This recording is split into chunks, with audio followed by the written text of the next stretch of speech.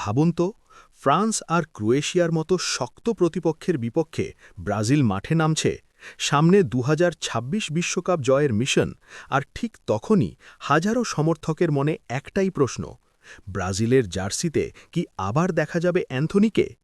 Manchester ইউনাইটেডে ব্যর্থ অধ্যায়ের পর অনেকেই ভেবেছিলেন তার আন্তর্জাতিক ক্যারিয়ার বুঝি শেষ, কিন্তু সময় বদলেছে রিয়াল বেটিসে যাওয়ার পর।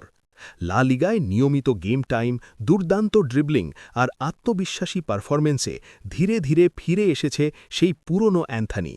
কিন্তু সমস্যা একটাই, ব্রাজিল দলে রাইট উইঙ্গে প্রতিযোগিতা ভয়ঙ্কর।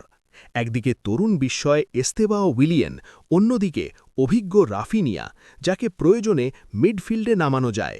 অথচ অ্যান্থনি রাইট উইং ছাড়া অন্য পজিশনে খুব একটা কার্যকর নন। তাই প্রশ্ন হল, তিনি দল ডিজার্ভ করলেও কি নিয়মিত গেম টাইম পাবেন? বাস্তবতা বলছে শুরু থেকে নয়, হয়তো ম্যাচের দ্বিতীয়ার্ধে বদলি হিসেবে আমরা অ্যান্থনিকে মাঠে দেখতে পারি।